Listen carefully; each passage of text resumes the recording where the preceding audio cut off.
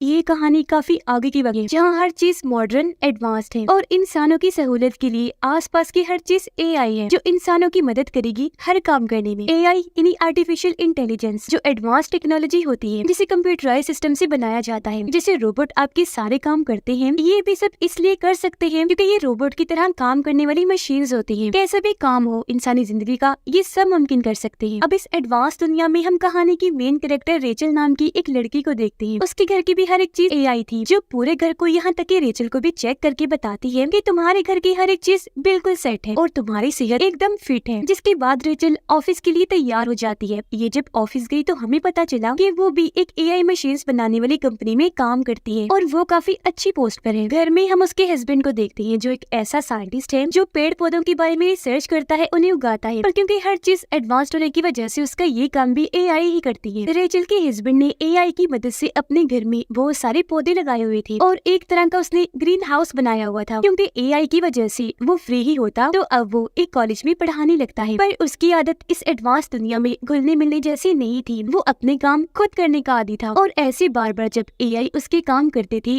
तो उसे अच्छा नहीं लगता था। अब रेचल जब दूसरे ऑफिस थी तो वहाँ मीटिंग हो रही थी। यहाँ रेचल सबको बताती है कि मेरी टीम ने एक और एआई बनाया है जो बिल्कुल आंख जैसा है। ये इंसान से सोचने की सलाहियत और फैसले कैसे लेते हैं ये सीख रहा है, क्योंकि आगे चल के ये इंसान के लिए असिस्टेंट या कहीं के एडवाइजर के तौर पर काम करेगा, जो इंसान को अच्छी बुरी चीज में मशवरे दिया करेगा। ये सुनकर एक वर्कर को हैरानी हुई। वो कहती है कि ये तो सारे इंसानों के करने के काम है। अगर ऐसी इंसानों की जगह एआई ये काम करती रही तो ऐसी तो ये इंसानों की जगह इस तरह ले लेंगे कि फिर इंसानों की नौकरी भी यही किया करेंगे और इंसान तो बिल्कुल फ्री ही हो जाएंगे। फिर हम क्या करेंगे, बेरोजगारी बढ़ जाएगी। तब ये सुनकर उनकी सीनियर कहती है कि ऐसा कुछ नहीं होगा, ये हमारी जगह लेने के लिए नहीं बल्कि हमारी मदद करने के लिए बनाए गए हैं। इंसान जहाँ है वो वहाँ ही रहेंगे। फिर मीटिंग खत्म होने के बाद रेचल जब अपने ऑफिस जा रही थी तो उसकी बॉस उसे बुला लेती है और कहती है कि तुम पिछले 2 सालों से काफी अच्छा काम कर रही हो और अब हम तुम्हारी प्रमोशन करने का सोच रहे हैं, यानी तुम्हारी पोस्ट पर और तरक्की देने का। लेकिन वो देने से पहले हम तुम्हारी फैमिली के बारे में जानना चाहते हैं कि तुम्हारा भी फैसला अपनी फैमिली को बढ़ाने का तो नहीं, यानी बच्चा पैदा करने का। जो सुनकर रेचल को काफी हैरत हुई कि मेरी प्रमोशन का भला बच्चे पैदा होने से क्या ताल्लुक। पर वो ये कहकर मना कर देती है कि नहीं, अभी इस बारे में हमने सोचा नहीं। जिस पर उसकी बॉस कहती है कि मैंने ऐसा इसलिए पूछा क्योंकि हमारी कंपनी को तुम्हारी वजह से काफी फायदा हो रहा है, तुम काफी अच्छा काम कर रही हो। तो मैं नहीं चाहती कि जब तुम बच्चा पैदा करने का सोचो तो तुम्हें छुट्टियां लेनी पड़ जाएं। काम पर तुम्हारा रेगुलर होना जरूरी है, पर अगर तुम बच्चा पैदा करना चाहती हो तो हमारे पास इसका दूसरा हल है। जो कहकर वो उसे आर्टिफिशियल वूम सेंटर का नंबर देती है, जहाँ पर मसनूई तरीके से बच्चे पैदा किए जाते हैं। इन्हें जैसे माँ के पेट में 9 महीने तक बच्चा पलता रहता है, उसी तरह आर्टिफिशियल वूम में बच्चा पलता है और ये बिल्कुल माँ और बच्चे पैदा होने की प्रोसेस जैसा ही होता है। अब जब रेचल उस सेंटर में गई तो वो सब कुछ देखकर और जानकर काफी खुश हो जाती है, क्योंकि अब उसका भी दिल माँ बनने का कर रहा था। इसलिए वो यहाँ अपना नाम भी लिखवा देती है, क्योंकि जो आर्टिफिशियल वूम बनाई जाती है वो हर वक्त नहीं होती बल्कि फैमिलीज के कहने पर अरेंज करवाई जाती है। अब अगले ही दिन रेचल के पास सेंटर से कॉल आ जाती है और उसे बताया जाता है कि आपके लिए आर्टिफिशियल वूम का इंतजाम हो गया है। जो सुनकर वो काफी खुश हो गई थी, क्योंकि अब वो भी एक बच्चा हासिल कर लेगी। उधर रेचल का हस्बैंड जब कॉलेज में था तो वो बच्चों को एक पेड़ से फल तोड़कर देता है ताकि वो खा ले, पर कोई भी उसे नहीं खाता। इस वजह से क्योंकि वो नेचुरल कुदरती तौर पर पेड़ से उगा था, न कि एआई की वजह से। जिससे यहाँ हमें समझ लगी कि ये लोग एआई में इतना खो गए हैं कि नेचर कुदरत को जैसे भूल ही गए हैं। अब रेचल आर्टिफिशियल बच्चे पैदा करने की खबर अपनी दोस्त को भी देती है, जो सुनकर वो काफी खुश हो गई और पार्टी रखने का फैसला करती है। जिस पर रेचल कहती है मगर ये बात मैंने अभी तक अपने हस्बैंड को नहीं बताई, क्योंकि वो इस एडवांस दौर में भी नेचुरल तरीके से चीजों को हासिल करने पर यकीन करते हैं। इस तरह चीजें हासिल करना उन्हें पसंद नहीं है, क्योंकि उनका कुदरत पर बहुत यकीन है। अब इस सोच में वो पड़ी ही थी, लेकिन फिर अपने डॉक्टर के पास जाने का सोचती है, जो भी और कोई नहीं बल्कि एक एआई डॉक्टर था जो किसी बड़ी सी आंख जैसा लग रहा था। रेचल उसे कहती है कि मैं आर्टिफिशियल वूम से बच्चा कैसे पैदा करूं, क्योंकि मेरे हस्बैंड कुदरती तरीके से ये सब चाहते हैं, यानी मैं खुद माँ बनूं और बच्चा पैदा करूं। जिस पर एआई डॉक्टर कहता है कि तुम अपने हस्बैंड को समझाओ, क्योंकि इस दौर में नेचुरल जैसी कोई चीज नहीं रह गई। तुम्हें इस बात से फर्क नहीं पड़ना चाहिए कि बच्चा कैसे पैदा हो रहा है, बस इस बात की खुशी मनाओ कि तुम लोग माँ बाप बनने वाले हो। जिसके बाद अब रेचल सब कुछ अपने हस्बैंड को बताने का सोचती है। शाम को जब वो घर आई तो बात करने उसके पास गई, लेकिन देखती है कि अभी मेरा हस्बैंड काफी परेशान है। वो रेचल को भी अपनी परेशानी बताता है कि आज बच्चों ने पेड़ का फ्रूट नहीं खाया, पता नहीं कैसा दौर आ गया है, लोग नेचर से दूर ही हो गए हैं। अब ये सुनकर रेचल अपना मन बदल लेती है और फिलहाल उसे कुछ भी नहीं बताती। अगले दिन फिर वो वूम सेंटर गई, जहाँ पर और भी कई सारी औरतें आई हुई थी। तभी यहाँ वोम सेंटर की हेड लिंडा आई, जो सबको बताती है कि हमने ये सेंटर इसलिए खोला क्योंकि इस दौर में बच्चे बहुत ही कम पैदा हो रहे थे, पर ये तरीका निकाल कर हम औरतों की मदद करना चाहते हैं ताकि बच्चा पैदा होने में कोई मसला ना हो। जो कहने के बाद वो सबको एक पोर्ट कैप्सूल दिखाती है जो काफी बड़े अंडे जैसा लग रहा था, जिसके अंदर ही बच्चा रहेगा और 9 महीने तक ग्रो करेगा, यानी उसके अंदर ही फल फूल कर बड़ा होगा। और जब बच्चा पैदा होने का वक्त आता है तो ये पोर्ट कैप्सूल उसके माँ बाप को दे दिया जाता है, जिसके बाद वो ये भी कहती है कि आप बच्चे से कोई बात करके, कोई गाना सुनाकर उसे कनेक्ट करने, जुड़ने की भी कोशिश कर सकते हैं। इसके अलावा ये भी कि बच्चे को खाना कैसे खिलाते हैं, और क्योंकि ये बच्चे के माँ बाप हैं तो पोर्ट कैप्सूल ये घर ले जा सकते हैं। क्योंकि ये सब इन्हें बताने का मकसद ये था कि ये पूरा प्रोसेस असली जैसा ही है, तो घबराने की जरूरत नहीं है। अब लिंडा रेचल को कहती है कि अगर तुम ये प्रोसीजर शुरू करवाना चाहती हो तो पहले इसकी फीस भरनी होगी, जिस पर वो कहती है कि अभी इसके लिए मुझे टाइम चाहिए ताकि मैं अपने हस्बैंड से बात कर लूं। जिसके बाद वो पूरा ज़हन बना लेती है और आखिर घर आकर सारी बात अपने हस्बैंड को बता देती है कि मुझे आर्टिफिशियल वूम की मदद से बच्चा चाहिए, क्योंकि मुझे अपने करियर पर ध्यान देना है, तो नेचुरल तरीके से मैं बच्चा पैदा नहीं कर सकती। अब ये सुनकर उसके हस्बैंड को काफी बुरा लगा, क्योंकि एक तो वो इस तरीके के खिलाफ था और दूसरा कि रेचल ने अकेले ये फैसला ले लिया था। इस पर वो कहती है कि मेरी मजबूरी है, क्योंकि ये चीज मेरी प्रमोशन से जुड़ी हुई है। और अब इस बात को लेकर उनकी बहस होने लगी, लेकिन फिर रेचल अपना गुस्सा कंट्रोल करके उससे माफी मांगती है और ये भी कहती है कि हमें पहले मेरी एक दोस्त से मिल लेना चाहिए, क्योंकि उसने भी आर्टिफिशियल तरीके से ही बच्चा पैदा किया है। अगर उसके लिए सब ठीक रहा होगा तो हम भी ये कर लेंगे। जिसके लिए उसका हस्बैंड मान गया और अगले ही दिन ये रेचल की दोस्त के घर आ जाते हैं, जहाँ उसकी दोस्त का हस्बैंड उन्हें हंसी मजाक में ये समझाने लगता है कि तुम आर्टिफिशियल वूम में बच्चे को कैसे उठाकर अपने साथ कहीं भी ले जा सकते हो। जो देखकर रेचल के हस्बैंड को काफी अजीब लगा। फिर वो घर आकर रेचल से कहता है कि मैं ये फैसला इतनी जल्दबाजी प्रेशर में नहीं ले सकता, आखिर बच्चे का मामला है। जिस पर रेचल कहती है कि ऐसा करो, तुम मेरे एआई डॉक्टर से बात कर लो, वो भी तुम्हें ठीक ही बताएगा। अब उसके कहने पर रेचल का हस्बैंड एआई डॉक्टर से बात करता है, पर वहाँ भी उसकी बहस हो गई, इसीलिए बात बीच में ही छोड़कर वो वहाँ से बाहर निकल आता है। रात को खाने के वक्त भी ये एडवांस जिंदगी से इंसानों पर पड़ने वाली असरात के बारे में बात करते हैं कि एआई की वजह से इंसान खुद से कोई काम नहीं करते, ऐसे तो वो आलसी बन जाएंगे। पर रात को ही रेचल के हस्बैंड को एहसास हो गया और वो उसे कहता है कि मैं जानता हूँ तुम ये सब हमारी फैमिली के लिए ही कर रही हो, और अगर तुम्हारी खुशी आर्टिफिशियल तरीके से बच्चा पैदा करने में है तो मैं भी इसमें राजी हूँ। और अब वो भी आखिर इस फैसले के लिए राजी हो गया। फिर अगले ही दिन ये लिंडा से मिलने जाती है, जहाँ वो कहती है कि अगर आपको लड़का चाहिए तो उसके लिए हमें आपकी और ज्यादा मदद चाहिए, मतलब आप दोनों को अपने जिस्म की कोई चीज देनी होगी। जिस पर रेचल कहती है कि नहीं, जरूरी नहीं कि लड़का ही हो, अब बच्चा होगा या बच्ची ये चीज हम नेचर पर छोड़ देते हैं। जिसके बाद इनके बच्चे का प्रोसेस शुरू हो गया, जो उन्हें स्क्रीन पर दिखाया जा रहा था। हर चीज ठीक थी, यानी कि 9 महीने के बाद इन्हें बच्चा मिल जाएगा, जो सोचकर ये काफी खुश हो जाते हैं। अब रेचल उस ऐप के जरिए बच्चे से कनेक्ट होने, जुड़ने की कोशिश करती है, जो उसे लिंडा ने बताई थी, जहाँ वो देखती है कि कुछ हफ्ते हो गए हैं पर बच्चे की ग्रोथ अभी इतनी नहीं हुई, जिस वजह से उसे परेशानी होने लगी। फिर रात को जब वो सो रही थी तो उसे एक सपना आया, जिसमें वो देखती है कि वो प्रेग्नेंट है और उसका बच्चा पैदा हुआ है, जो कोई बेबी नहीं था बल्कि एक अंडा था। अब उसे ये सपना काफी अजीब लगा, जिसके बारे में वो अपने एआई डॉक्टर को बताती है, जिस पर उसका कहना था कि तुम्हारे इस सपने का मतलब यही हो सकता है कि अब तुम सच में माँ बनने वाली हो। इसके अलावा सपनों का ताल्लुक हमारी असली जिंदगी से नहीं होता, तो तुम इस पर ध्यान न दो। अब 6 हफ्ते गुजर जाते हैं, जहाँ ये लोग वूम सेंटर में गए, देखते हैं कि इनके बच्चे की दिल की धड़कन चलना शुरू हो गई है, जिससे इन्हें बहुत खुशी हुई। फिर लिंडा इन्हें इजाजत दे देती है कि ये पोर्ट कैप्सूल को अपने घर ले जा सकते हैं ताकि बच्चे से घुल मिल सके। घर लाकर रेचल का हस्बैंड पहली बार स्क्रीन में अपने बच्चे को देखता है, जिसे आज यहाँ उसे एहसास हुआ कि हमारा बच्चा आने वाला है, और बाप बनने की उसे बहुत खुशी होने लगती है। वो बच्चे से कनेक्ट होने लगा, जैसे उसे कहानियाँ सुनाता है, अपने ग्रीन हाउस में लेकर जाता है। पर उसकी निस्बत रेचल इन सबसे कनेक्ट नहीं कर पा रही थी, क्योंकि उसे लग रहा था कि इस तरह बच्चा पैदा करके मैं ये एहसास खो दूंगी कि प्रेग्नेंट होने पर क्या होता है। वो जब पूल में नहाने गई तो एक प्रेग्नेंट औरत को देखती है, जो रेचल का हाथ अपने पेट पर रखती है और उसे एहसास करवाती है कि प्रेग्नेंट होकर औरत को कैसा महसूस होता है, जो देखकर रेचल को उसके लिए काफी अच्छा लगा। पर अब उसे अपने फैसले पर पछतावा हो रहा था। फिर ये दोनों वूम सेंटर गए अपने बच्चे के बारे में और ट्रेनिंग लेने के लिए, जहाँ ये देखते हैं कि वहाँ आज कुछ बड़े बच्चों को लाया गया है जो पढ़ाई कर रहे हैं, पर वो खुद से कुछ भी नहीं लिख रहे, बल्कि वो एआई रोबोट्स को कह रहे हैं कि ये लिखो, जिस पर वो रोबोट्स लिख रहे थे। अब ये देखकर अक्सर माँ बाप को काफी हैरानी हुई, और फिर तभी यहाँ खड़ा एक लड़का पूछता है कि मेरा भतीजा आर्टिफिशियल वूम से पैदा हुआ था, पर एक अजीब चीज, उसे आज तक एक भी सपना नहीं आया। इस पर लिंडा कहती है कि हाँ, वो हमारी तरफ से ही हुआ है, हमने खुद उन बच्चों की कुछ चीजों पर लिमिटेशंस लगाई हैं ताकि बच्चे वो काम ना करें, पर जल्द हम उन सब बच्चों के लिए हर चीज खोल देंगे। उधर पर रेचल हर वक्त परेशान रहने लगी थी, ये सोचकर कि कहीं मैंने कोई गलत फैसला तो नहीं ले लिया, जिस वजह से उसके काम पर भी असर पड़ रहा था। वो जिस तरह पहले अपने एआई की आइडिन इन्वेंशंस इजाद कर रही थी, अब वो काम सुस्त हो गया था, जिस बात का उसे नुकसान भी हो सकता था, क्योंकि ये रिपोर्ट सीधा उसकी बॉस के पास जाती थी, जिससे उसे ये लग सकता था कि कोई इंसान टाइम पास कर रहा है या दिल से काम कर रहा है। अब रेचल का हस्बैंड अपने बच्चे को कॉलेज में भी लेकर जाता है, जहाँ उसे बहुत खुशी मिलती है। फिर उसका सीनियर आकर बताता है कि तुम्हारे ग्रीन हाउस की वजह से हमें बहुत पैसे देने पड़ते हैं, तो अब से तुम्हें ये काम बंद करना पड़ेगा, जो सुनकर उसे काफी गुस्सा आ जाता है। अब वो जब घर आया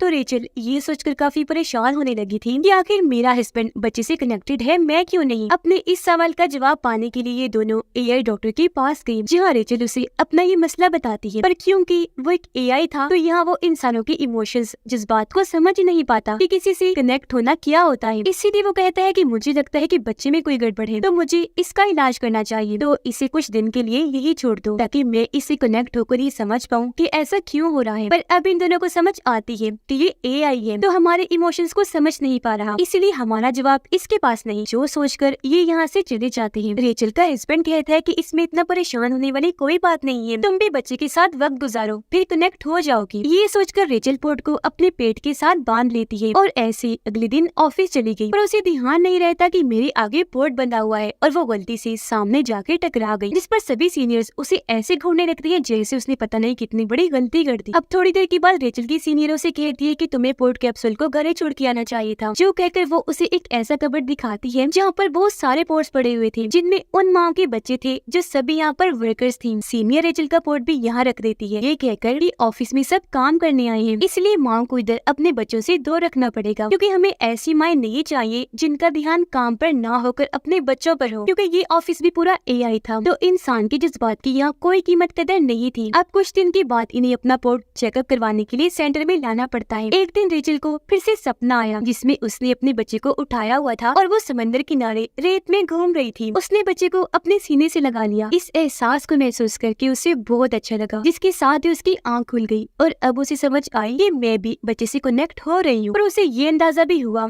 कि मुझे इसमें नेचर की भी मदद लेनी पड़ेगी, इसीलिए वो अपने घर में बने ग्रीन हाउस में जाती है और अपने हस्बैंड के लगाए पेड़ पौधों की खुशबू लेने लगती है। फिर एक गमला उठाकर घर के अंदर भी ले आई। उसके हस्बैंड ने जब उसे ये करते हुए देखा तो उसे भी काफी अच्छा लगा। अब जब रेचल ऑफिस जा रही थी तो उसकी बॉस एक बार फिर उसे पकड़ लेती है और पूछने लगी कि भाई क्या बात है, तुम्हारी तरफ से काम इतना सुस्त क्यों है? एआई इन्वेंट करने में तुम काफी पीछे हो, तुम्हारा बच्चा तो ठीक है, कहीं उसकी परेशानी तो नहीं? जो सुनकर रेचल को काफी अजीब लगा। वो समझ जाती है कि मैं चाहे जो मर्जी कर लूँ यहाँ, लेकिन मेरी बॉस कभी कुछ नहीं होगी, क्योंकि इन्हें इंसानों के रूप में ऐसे रोबोट चाहिए जो अपने इमोशंस को साइड पे रख के हर वक्त काम करते रहे। अब देखते ही देखते इनका बच्चा 8 महीने का हो जाता है। ये काफी खुश थी। उसके साथ और वक्त गुजारने के लिए ये पोर्ट को घर ले जाने के लिए कहते हैं, पर लिंडा इन्हें ये कहकर मना कर देती है कि सॉरी, ऐसा मुमकिन नहीं है, क्योंकि इस स्टेज के बाद हम बच्चे के दिमाग और जिस्म की ट्रेनिंग करते हैं। असल में हम यहाँ एक रिसर्च भी करते हैं, जिसके लिए बच्चों के दिमाग से डेटा लिया जाता है जो हमारे रिसर्च में काम आएगा। जो सुनकर रेचल काफी चौंक गई रहती है, मगर मैंने ऐसी किसी ट्रेनिंग के लिए हामी नहीं भरी थी, मेरी इजाजत के बगैर हमारे बच्चे के साथ आप ऐसा कैसे कर सकती है? इस पर लिंडा हंसते हुए कहती है कि ये सब आपकी कॉन्ट्रैक्ट समझौते में था, आपने उस पर साइन किए थे, जिस पर साफ लिखा था कि हम यहाँ पर रिसर्च भी करते हैं और अब आपको बच्चा ले जाने के लिए नहीं दिया जाएगा, क्योंकि हम बच्चे की डिलीवरी कुछ दिन पहले ही कर देते हैं, यानी बच्चा पैदा करके उसे पोर्ट से निकाल लिया जाएगा, क्योंकि हमारे पास यहाँ एक लंबी लिस्ट है जिन और औरतों ने अपने बच्चे पैदा करवानी है जिनके लिए हमें पोर्ट्स चाहिए, तो इसीलिए अब ना चाहते हुए भी उन्हें ये बात माननी पड़ी। और अब वक्त के साथ साथ रेचल को समझ आने लगती है कि ये सब कुछ ट्रैप जाल की तरह था, हमें फंसाने के लिए प्रमोशन के नाम पर आर्टिफिशियल तरीके से बच्चा पैदा करवाने का कहा गया, क्योंकि इस तरह वो लोग अपनी रिसर्च भी कर सकेंगे और हमारी कंपनी को गवर्नमेंट और बाकी बड़े इदारों से पैसे भी मिलेंगे। अब घर आकर दोनों ही काफी उदास थे, लेकिन उसका हस्बैंड रुकने वाला नहीं था। वो वापस सेंटर में आकर अपने बच्चे वाला पोर्ट चोरी छुपे उठा लेता है और सबकी नजरों से बचते हुए उसे घर ले आता है। और अब अपने बच्चे को वापस पाकर ये दोनों ही काफी खुश हो जाते हैं। पर इस रात रेचल को दोबारा सपना आया जिसमें उसका बच्चा पैदा हो गया है और अब वो एक मॉल में अपने बच्चे के लिए शॉपिंग कर रही है। अब नींद से उठने के बाद वो अपने हस्बैंड को कहती है कि मैं भी तुम्हारे साथ इत्तेफाक करती हूँ, मैं भी अपने बच्चे को इस दुनिया में बड़ा नहीं करना चाहती, बल्कि नेचुरल तरीके से